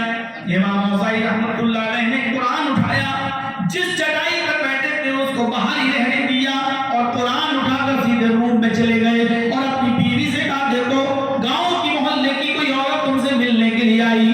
وہ آئی، انہوں نے اس عورت کو چٹائی پہ بٹھایا، اس عورت کو جیسی گاؤں کی عورت تھی، جیسی وہ چٹائی پر بیٹھی تو اس چٹائی کے اوپر بیٹھتے ہی اس کے پیچھے کا حصہ شلوار جو پہنے ہوئے تھی وہ پانی سے بھیگ جاتا ہے،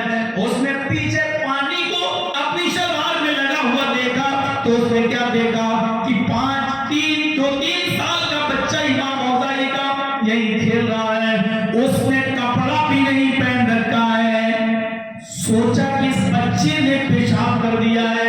اس چٹائی کے اوپر وہ جو عورت ملنے آئی وہ امام اوزاعی کی بیوی سے کہنے لگی، شرم نہیں آتی؟ تم نے کہاں بٹھا دیا مجھے؟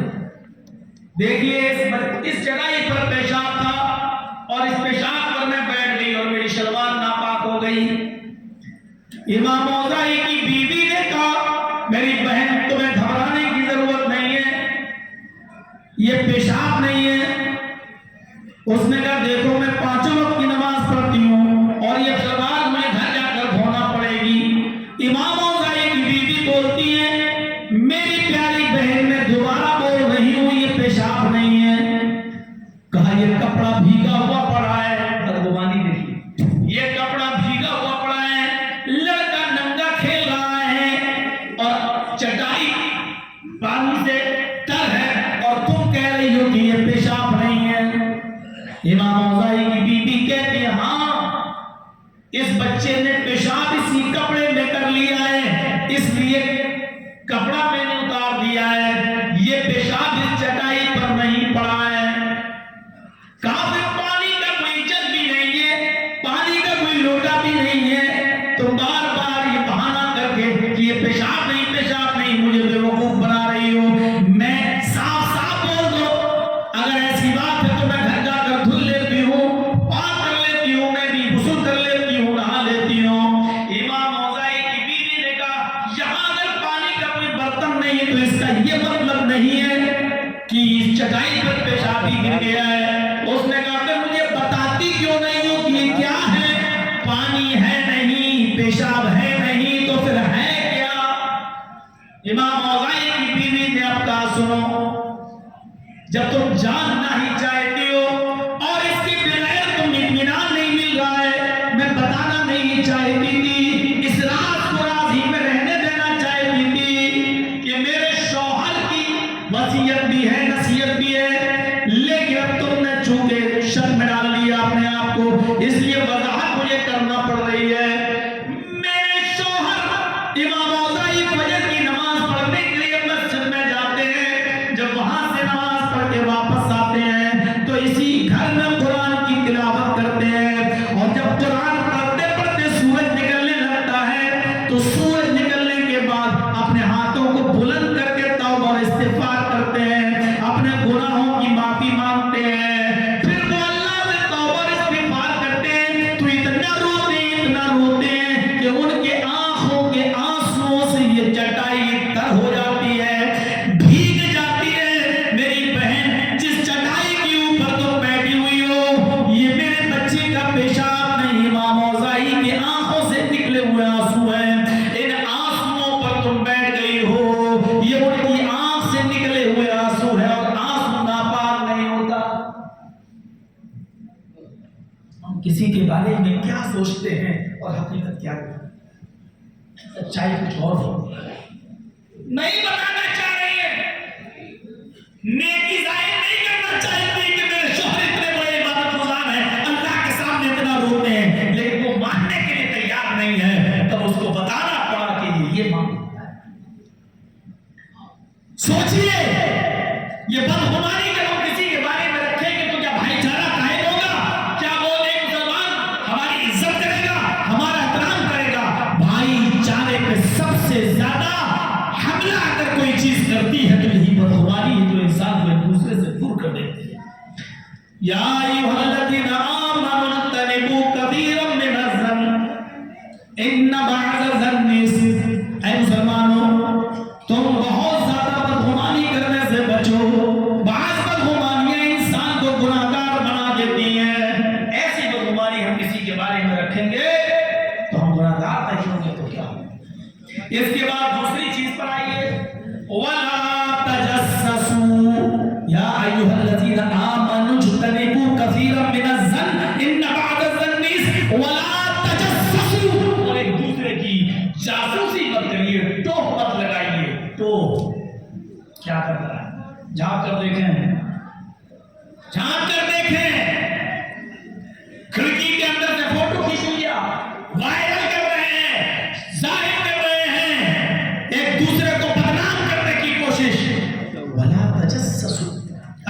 किसी आदमी के दरवाजे बंद हैं, खिड़की बंद है, कमरे में है, तो आपको कोई हक नहीं है कि आप कहीं से झांक कर देखें। अगरचे वो शराब भी पी रहे हो, अगरचे अंदर ज़िनाकारी ही क्यों ना हो रही हो, अगरचे वो बुराइयों के सारे काम हो रहे हो, लेकिन आपको जासूसी करने की कोई जरूरत नहीं है, आपको हक ही नहीं है कि आप उनकी जो हज़रत उमर फारूक रात में रोजाना दौरा किया करते थे, भेष बदल कर, शक्ल बदल कर रोजाना निकला करते थे।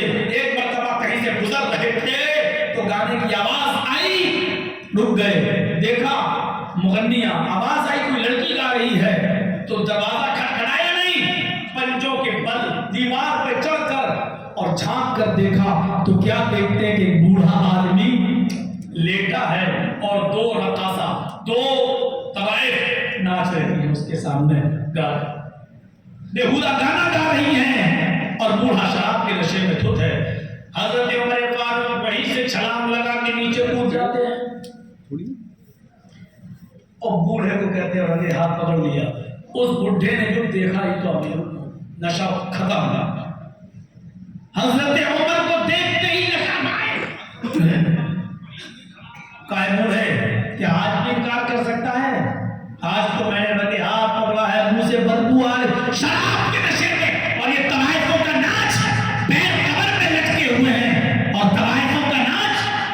चलो उठो, एक जोड़ा खाने की ताकत नहीं, 40 बुर्रे कैसे खाओगे, उठो चलो। पकड़ा लेके जैसी खड़ा किया, चल। उस बूढ़े ने कहा अमीरुल मोमिनीन वाकई मैंने शराब पी है, हाँ मैंने 2 रकासाओं का नाच भी कराया है, यकीनन मैंने गलत काम किया है। अमीरुल मोमिनीन मेरी जो सजा बनती है वो मुझे दीजिए, इनकार नहीं है, लेकिन आपको क्या सजा मिलनी चाहिए, आपने भी तो कई गलतियां की हैं। हजरत उमर ने छोड़ दिया, कहा पहले मेरी गलती बताओ, मेरी गलती क्या है। कहा अमीरुल मोमिनीन आपकी पहली गलती है, कुरान कहता है ला तजस्ससू, किसी के घर के दरवाजे खिड़कियां सब बंद हो तो उसके घर के अंदर जासूसी मत करो, ताक झांक मत करो, टोह मत लगाओ। आप दीवारों, मेरी दीवार पर पट्टों के बल चढ़कर आपने मेरे घर की ताक झांक की है। कुरान ने मना किया है, मुहम्मद रसूलुल्लाह ने फरमाया है, आए है उस जमाने में शराब पीने वाला भी कुरान और हदीस की कैसी बात कर रहा है, इतना शराब पीने के बावजूद भी इतना होश में है कि वो ये बतला रहा है कि अल्लाह के नबी ने फरमाया है जो तुम्हारे दरवाजे बंद हो, खिड़कियां बंद हो और इसके बावजूद अगर कोई तुम्हारे घर की जासूसी कर रहा हो तो अपने घर से निकल कर उसकी दोनों आंखें फोड़ दो, तुम गुनाहगार नहीं होगे। जासूसी करने वाले, टोह करने वाले, लगाने वाले की आंखें फोड़ने वाला गुनाहगार नहीं होगा, ताकि आइंदा वो किसी घर में किसी की माँ बहन बेटी की वो जासूसी न कर सके। आपकी पहली गलती है कि आपने ये किया। दूसरी गलती ये है कि अल्लाह के नबी सल्लल्लाहु अलैहि वसल्लम ने फरमाया जब तुम किसी के घर में दाखिल हो तो पहले दरवाजे को दस्तक दो। आपने बगैर नॉक किए हुए मेरे दरवाजे को आप छलांग लगा गए। अल्लाह के नबी फरमाते हैं कि जब तुम घर के अंदर जाकर दाखिल हो तो पहले घर वाले से इजाजत लो। आपने घर वाले से इजाजत भी नहीं ली है। आपकी तीसरी गलती है कि अल्लाह के नबी ने फरमाया जब तुम किसी के घर में जाओ तो अस्सलाम वालेकुम कहकर दाखिल हो। आप बगैर सलाम किए हुए अंदर चले आए। हजरत उमर ने कहा बुजुर्ग इस्लाह का शुक्रिया, जज़ाकुमुल्लाहु अहसनल जज़ा, अल्लाह तुम्हें इसका बेहतर बदला दे। पहले मैं अपनी इस्लाह कर लेता हूँ, उसके बाद तुम्हें सजा दूंगा। छोड़ के चले आए, उसको कुछ नहीं। 4 साल तक बोले ही नहीं। 4 साल के बाद वो बुजुर्ग इतना कमजोर हो गया कि अब बैतुल माल से मिलने वाले राशन पर ही उसका निर्भर था और कुछ नहीं। तो वो आया और लाइन में खड़ा हो गया कि हजरत उमर फारूक से कहूं कि अब मेरी उम्र इस लायक नहीं कि मैं कुछ कमा सकूं, अब मुझे बैतुल माल से कुछ राशन मिलना चाहिए। तो वो लाइन में पीछे खड़ा हो गया। हजरत उमर की नजर उस पर पड़ी, कहे بلایا شیخ ادھر آؤ. یہ بوڑھا ڈر گیا, ارے مجھے پہچان لیا, 4 سال پرانی شراب کی سزا آج مجھے نہ دے. ارے جب اس وقت 40 کوڑے نہیں کھا سکتا تھا تو آپ کیسے کھاؤں گا. بلایا گھر کے اندر لے گئے, اس کو کھجور کھلایا, پانی پلایا, اس کی عزت و توقیر کی, اور اس کے بعد اس سے پوچھا کیسے آتا ہے. اس نے بتایا ایسا ایسا معاملہ ہے. فوراً حکم دیا رجسٹرار کو, بیت المال کے کیشیئر کو جو ابو موسیٰ اشعری تھے, فرمایا کہ ان کو لکھ لو اور ان کا وظیفہ جاری کر دو, ان کو ہر مہینے راشن پہنچانا چاہیے. لکھوا دیا گیا, نوٹ کر دیا گیا. اس کے بعد جب ابو موسیٰ اشعری وہاں سے نکل گئے تو اس بزرگ کے گلے میں ہاتھ ڈال کے کہا شیخ پیر قبر میں لٹکے ہیں, اس عمر میں شراب و نوشی اور رقاصہ کا ناچ زیب نہیں دیتا ہے. اللہ سے ڈرو, اللہ سے ڈرو, جہنم سے ڈرو, عذاب قبر سے ڈرو, اللہ کے سامنے حاضر و پیش ہونے سے ڈرو. اس عمر میں شراب کا پینا اور رقاصہ کا ناچ زیب نہیں دیتا ہے.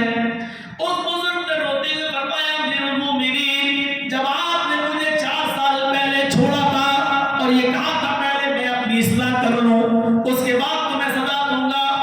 میں اس ذات کی قسم کھا کے کہتا ہوں جس کے قبضے میں میری جان ہے, جس دن سے آپ نے مجھے چھوڑا آج 4 سالیں گزر گئی, میں نے اس دن سے شراب کو ہاتھ بھی نہیں لگایا ہے, اور میں نے کسی رقاصہ کا ڈانس بھی نہیں کیا ہے, میں نے کسی ناچنے والی کو نہیں بلایا ہے. الحمدللہ جتنی محنت کر سکتا تھا کیا اور کھاتا رہا. اب ہاتھ پیر جواب دے گئے تو آپ کے پاس چلا آیا. میرے بھائیوں, اس حال میں بھی اکیلے میں نصیحت کر رہے ہیں, سب کے سامنے نہیں کہا. حضرت عمر نے دیکھو یہ بڈھا دیکھو سب کیا گیا, ابھی بھی شراب پیتا ہے اور ناچ کرواتا ہے. یعنی جاننے کے باوجود, رنگ ہاتھ پکڑنے کے باوجود لوگوں کے سامنے اس کو بدنام نہیں کیا, بلکہ یہ سب کچھ دیکھنے کے بعد 4 سال تک اس کا ذکر ہی نہیں کیا, بلکہ 4 سال کے بعد پتا چلا کہ وہ بوڑھا تو 4 سال سے چھوڑ چکا ہے. اکیلے میں جو نصیحت کی جاتی ہے وہ اثر کرتی ہے. میرے بھائیوں, حضرت عمر فاروق نے اس کے بارے میں نہیں بتایا. کہ الگ بات ہے کہ اس بزرگ کے انتقال کے بعد حضرت عمر نے لوگوں کو نصیحت کے لیے بتایا کہ دیکھو یہ ایسا ایسا معاملہ تھا, میں نے ایسا کیا اس کے ساتھ. تو لا تجسسوا ولا تجسسوا, کسی کی غیبت مت کیا کرو. امیر معاویہ کی بیوی مہمان نوازی میں بڑی کچی تھی. ہوتا ہے بعض عورتوں کی فطرت ہوتی ہے, کچھ عورتیں بڑی خوش ہوتی ہیں مہمان ہمارے گھر میں آئے, اللہ کی برکت ہے, برکت ہوگی. کچھ ایسی ہوتی لو صاحب چلے آئے, لگے رہو ان کی خدمت میں, کبھی کبھی پوچھتی اور کتنے دن اور رہیں گے. کچھ ایسی ہوتی ہر قسم کی عورتیں ہیں. امیر معاویہ کے گھر ایک مہمان چلا آیا, اس نے کہا 2-3 دن رکنا ہے, کہا رکیے. امیر معاویہ کی بیوی کو پتہ چلا یہ تو معاملہ بڑھ گیا. انہوں نے سوچا کہ کسی طرح نکلواؤں اس گھر سے, جلدی گھر خالی کراؤ. تو امیر معاویہ کی بیوی نے پوچھا بھائی کتنے دن رہیں گے مہمان. امیر معاویہ نے کہا پتہ نہیں کتنے دن رہیں گے, 3 دن تک تو ویسے اس کا حق ہے, 3 دن کے بعد دیکھا جائے گا, ابھی تو رہنے دو. آج ہی تم پوچھنے لگی ہو کتنے دن رہیں گے, ارے مہمان ہے آیا ہے رہنے دو, رکھ لیا. لیکن جب رات ہوئی, امیر معاویہ نے رات میں ان کا بستر جب الگ کیا, ان کا کمرہ الگ کیا مہمان کا, تو وہاں ایک مصلی بھی رکھ دیا چٹائی کا, اگر تمہیں تہجد کی عادی ہو تو یہاں وضو بنا لینا, یہ پیشاب کھانا ہے, یہ وضو کے لیے پانی ہے, چٹائی ہے, اگر تہجد کی عادی ہو تو تہجد پڑھ لینا, ورنہ فجر میں انشاءاللہ مسجد میں ملاقات ہوگی. تمہارا یہ راستہ ہے, یہاں سے نکل جانا فجر کی نماز کے لیے, میں اپنے گھر کے راستے سے نکل جاؤں گا.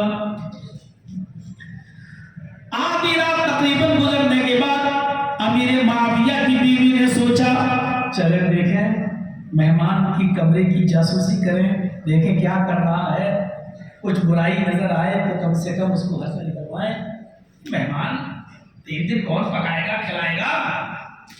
جب اس کے کمرے کے قریب جاتی ہیں اور دروازے پہ کان لگاتی ہیں تو کیا سنتی ہیں, مہمان جو تھا وہ بڑا عجیب و غریب بےہودہ اور بے شرم گانے گا رہا ہے, بہت بے شرم اور بےہودے گانے گا رہا ہے.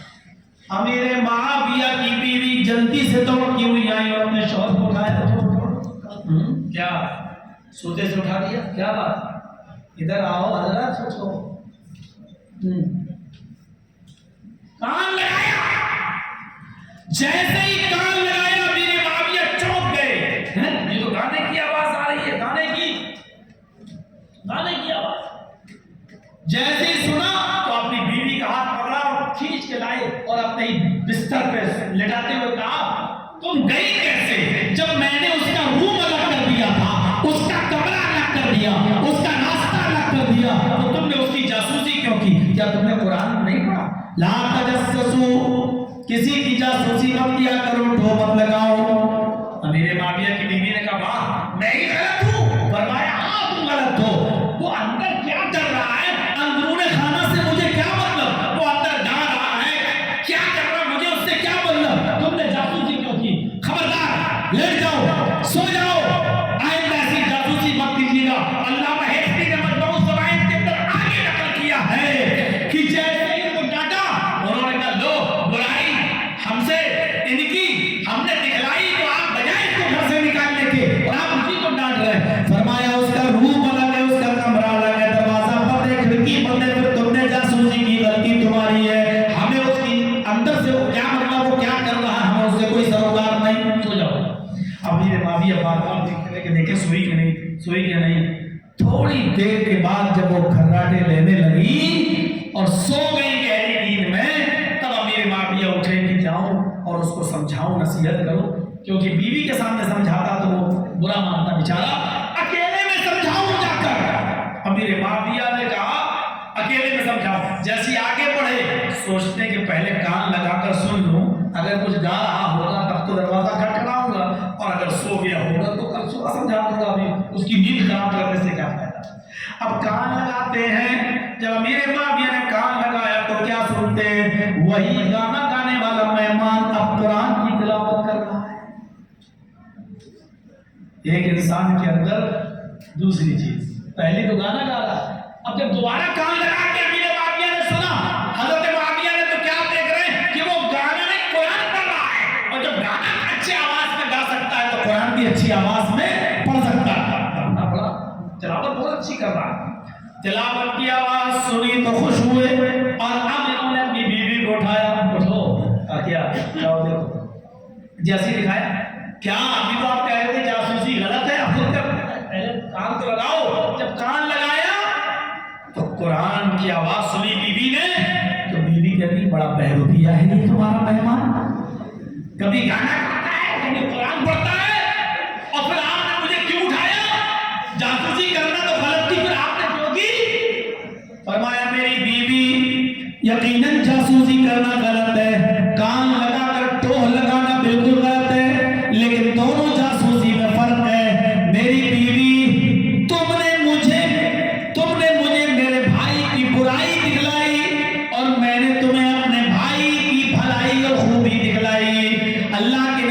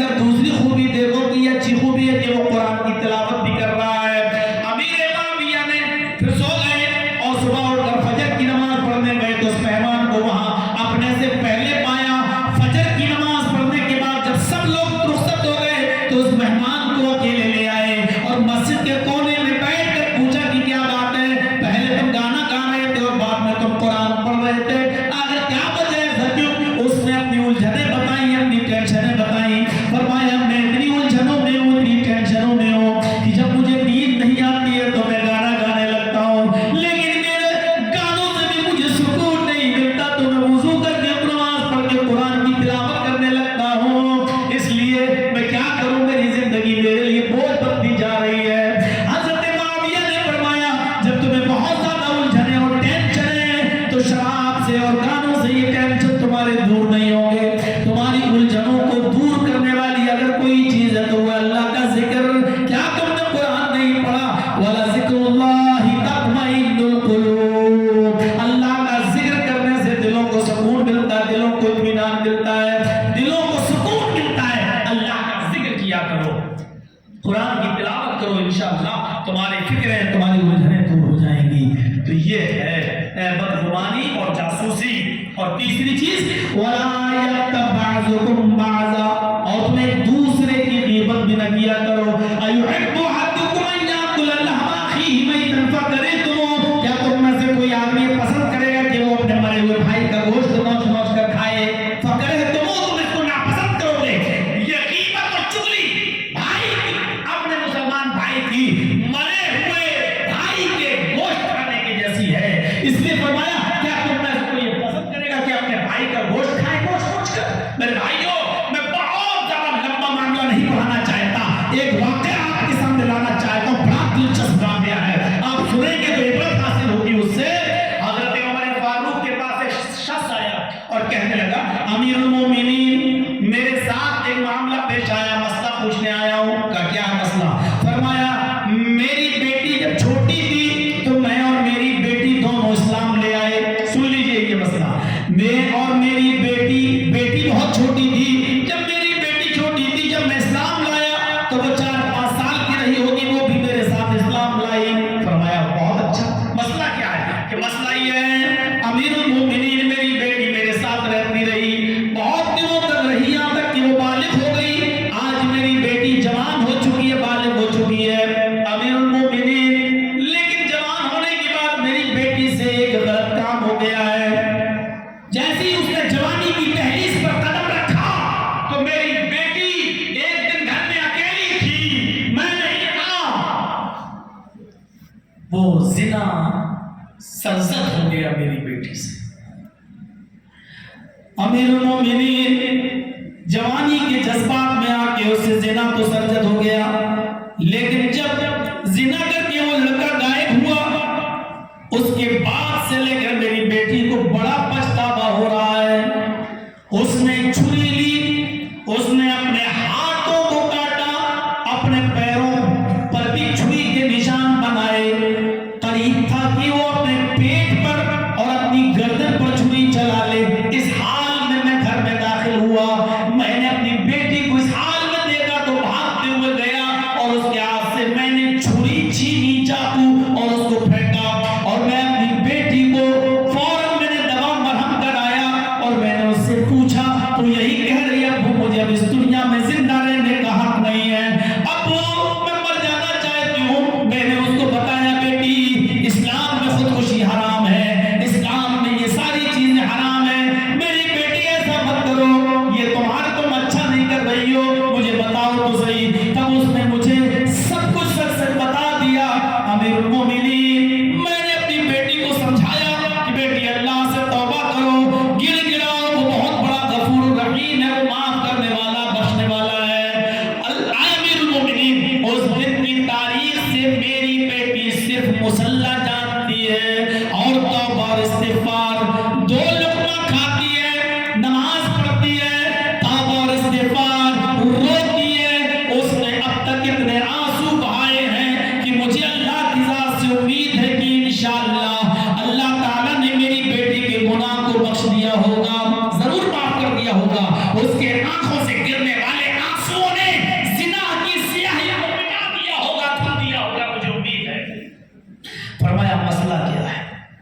का मसला ये है कि अब मेरी बेटी के रिश्ते आ रहे हैं और एक रिश्ता मुझे बहुत पसंद है, बहुत दीनदार नेक लड़का है। मैं अपनी बेटी का निकाह उसके साथ करूं या ना करूं, और करता हूं उस दीनदार लड़के के साथ तो उसको मैं अपनी बेटी की पुरानी ये बात बताऊं या ना बताऊं। अगर मैंने उस दीनदार लड़के से अपनी बेटी की बात बता दी कि मेरी बेटी एक बार जिना सरजद हो चुका है, उससे वो गलत हरकत कर चुकी है, तो वो दीनदार लड़का पता नहीं फिर मेरी बेटी से निकाह करेगा या नहीं करेगा। और अगर नहीं बताता हूं, चुपके से मैं अपनी बेटी का निकाह करता हूं, तो फिर डरता हूं इस बात से कि कल कयामत قیامت کے دن اللہ کی اب مجھے اس کا حساب نہ دینا پڑے کہ جب تجھے معلوم تھا کہ تیری بیٹی نے غلط کیا تو اس لڑکے کو تو نے بتایا کیوں نہیں, اس کو دھوکے میں کیوں رکھا, اس لڑکے کے ساتھ دھوکا کیوں کیا؟ اگر نہیں بتاتا ہوں تو ڈر ہے دھوکے کا عذاب نہ ہو, اور اگر بتاتا ہوں تو یہ ڈر ہے کہ وہ دیندار لڑکا کہیں میری بیٹی سے رشتہ چھوڑ دے, اور ایسا رشتہ بار بار نہیں ملتا, بہت نیک لڑکا ہے. حضرت عمر فاروق رضی اللہ تعالیٰ عنہ نے جو بتایا وہ سنیے. کہا کوڑا نکالا, کہا امیر المومنین بات بات پر آپ کوڑا نکالیں گے تو آپ سے مسئلہ پوچھنے کون آئے گا؟ کہا دل چاہتا ہے کہ اس کوڑے سے تجھے ماروں. کہا اس لیے ماروں کہ جب تیری بیٹی کے عیب پر پردہ پڑا ہوا تھا, اس سے زنا ہوا, اور یہ بات تجھے اور تیری بیٹی کے علاوہ کسی کو نہیں معلوم تھی, تو تو نے مجھے کیوں بتایا؟ X Y Z A B C D ادھر ادھر کا کوئی مسئلہ پوچھ کر کسی اور کے حوالے سے پوچھ لیتا, تو نے اپنی بیٹی کے بارے میں نام لے کر کیوں مسئلہ پوچھا؟ جب یہ بات کسی کو نہیں معلوم تھی تو نے مجھے کیوں بتائی؟ اپنی بیٹی کی بات تو اس کے پیٹ کے پیچھے ہی نہ کر رہا ہے تو اس سے, لیکن سن اب مسئلہ سن. کہا کیا؟ کہا جا اور چپکے سے بنا کسی کو بتائے ہوئے, یہاں تک کہ جس دیندار لڑکے کا پیغام تیری بیٹی کے ساتھ آ رہا ہے اس لڑکے کو بھی بتائے بنا اپنی بیٹی کا نکاح چپکے سے اس کے ساتھ کر دے. خبردار یہ